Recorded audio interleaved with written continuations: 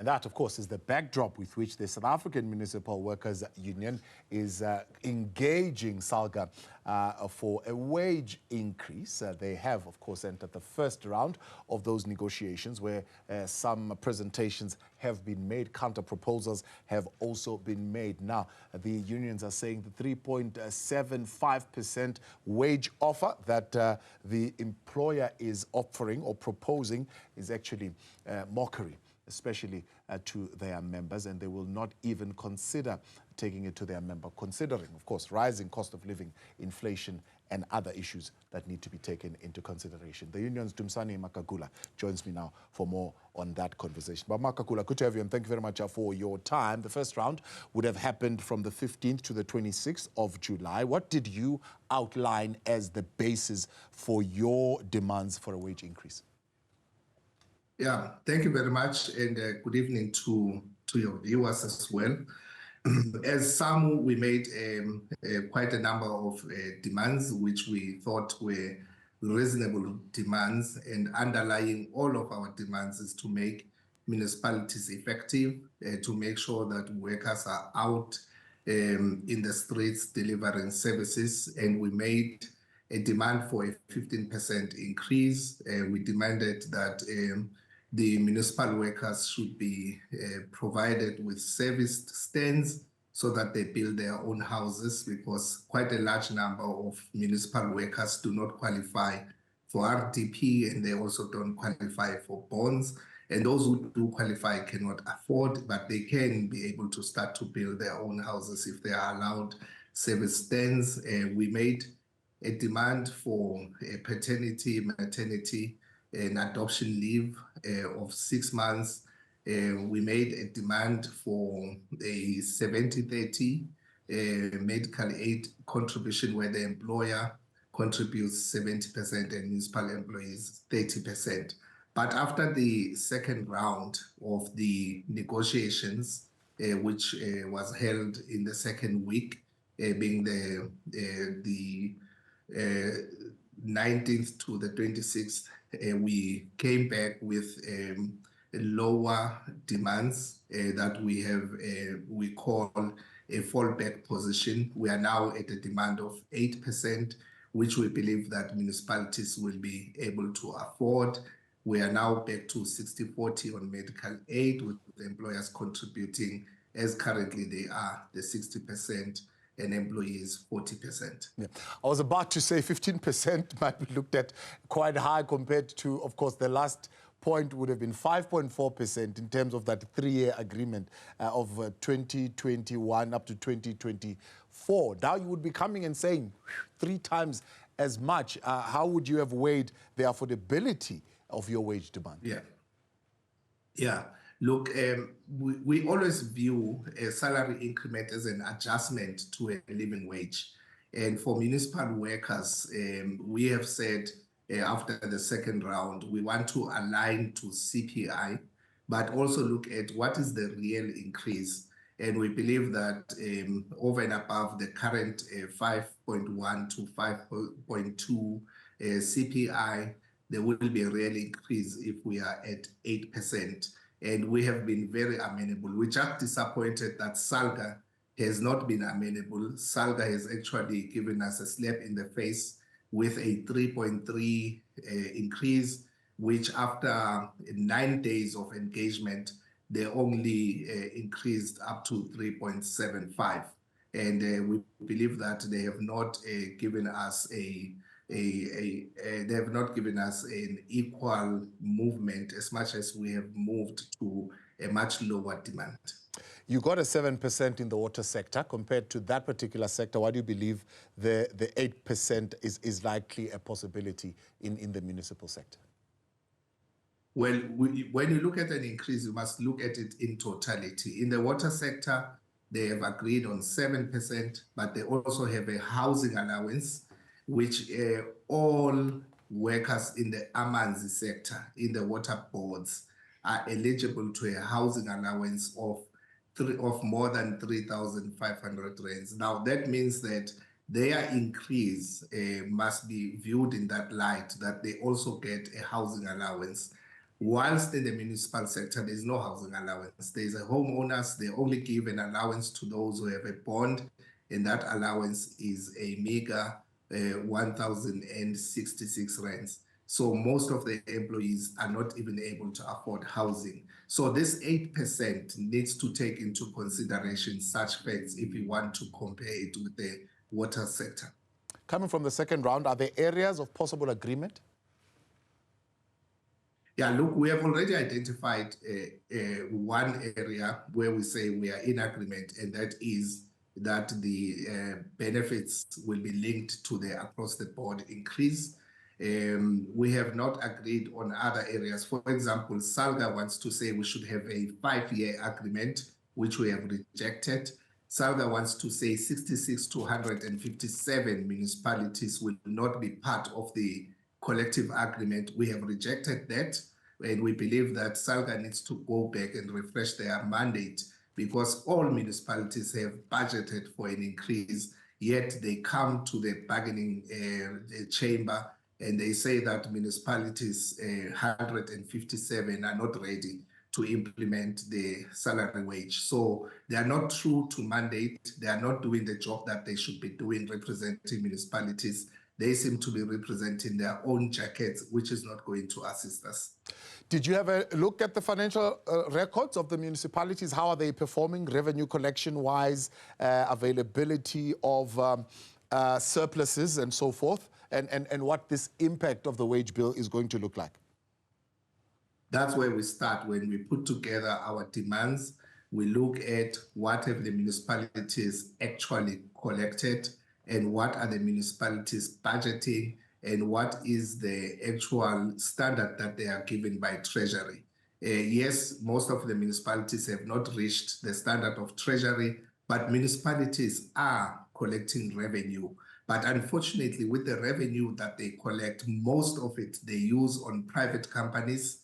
They use it on their own friends and accomplices, and they're giving out tenders instead of using municipal workers. They are using consultants and so on. And we believe that if there is a correction of how funds are managed, there is enough money to pay municipal workers and to make sure that services are delivered to the communities. And this is the constitutional obligation of all municipalities. So it's that debate again where you are saying, considering the fruitlessness, the wastage, the irregularity of expenses, the municipalities cannot cry poverty.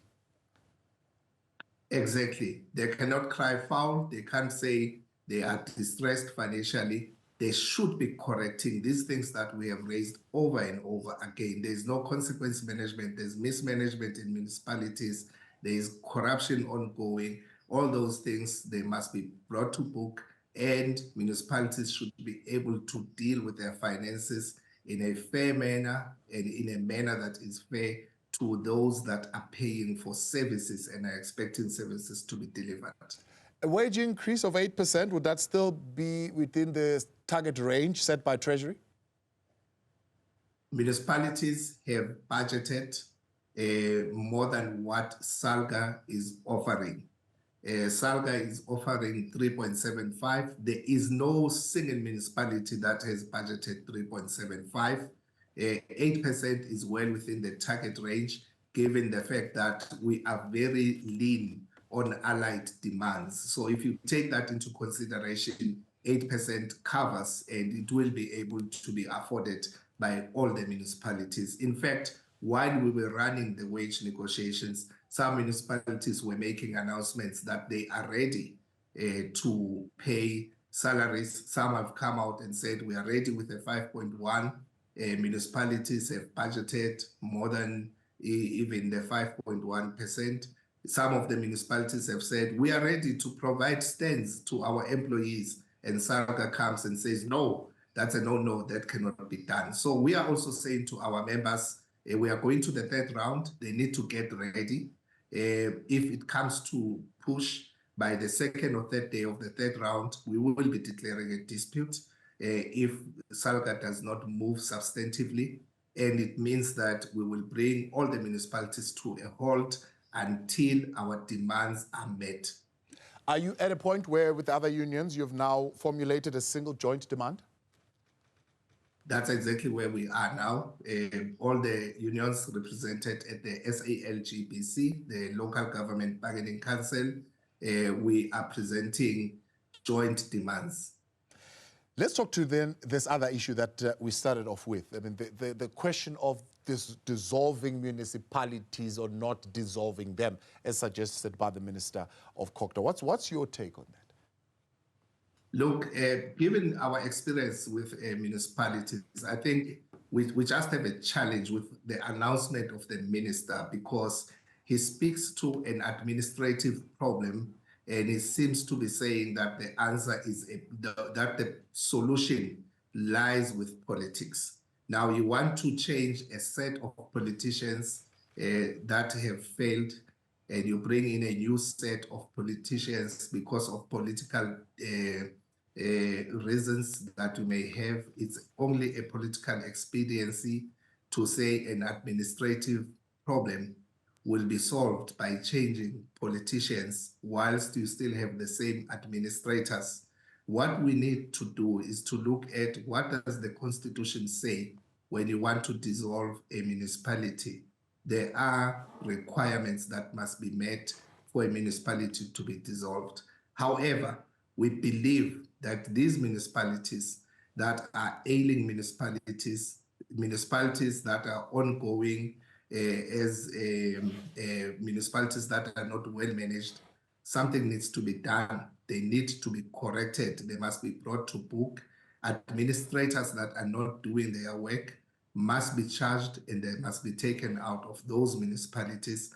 Politicians do not necessarily hold the answer, as much as the environment says that some political parties are gaining traction. So there will be this appetite to dissolve. We don't agree with that. We believe that the things that we have raised and solutions that we have given to COGTA before need to be followed to make sure that municipalities are brought back to proper management. Now, Section 39, is it Section 39? But placing municipalities under administration, I think it is, has not worked. Yes. So in the absence of that, what else will work? Yeah, that's why we don't have appetite to entertain what the minister is raising. Before you get to the reason why Section 39 doesn't work is that before municipalities get there, you need to do an investigation, you need to intervene, and you need, where necessary, to second expertise to the municipality to take the municipalities out of their woes. It's not necessarily changing political leadership. We have had many municipalities that are still in a bad state after 10, 15 years of administration. Those administrators come there, they look for the first opportunity to become municipal managers. They look for the first opportunity to bring in their own tenders. They privatize. They actually just steal money from municipalities. So this is administration which is not controlled. So when there is administration, it should come out of an investigation, out of intervention, and it should be the last resort to dissolve municipality. That section does not speak only to dissolution. It has many other levels of intervention before the actual dissolution. Well, then one could argue that part of the dysfunction and the high levels of dysfunctionality is because of poor cooperation. And it's really poor cooperation between politicians.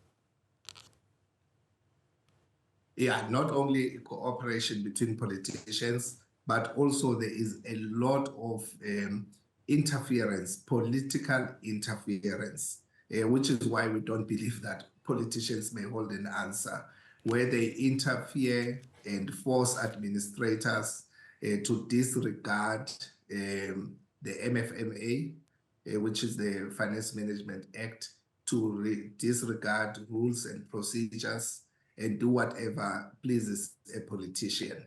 And on the other hand, politicians themselves, especially in situations of the these ongoing coalitions, there is no stability. And every coalition that comes in also changes policies and direction of the strategic direction of the municipality. Yeah. So as a result, you end up with an unstable municipality, and as a result, it gives or breeds ground for corruption in those municipalities. So we still emphasize the answer is not with the politicians, but the answer is with consequence management. So let me push you one more time on this. So you're saying administratively, right? If one municipal manager does not get along with a mayor, and then another one is put in, they still don't get along. The way of solving this is to insulate the municipal manager from the politician. Already that is what is happening. Already the Municipal Systems Act defines the role of the administrator separate from the role of political leadership.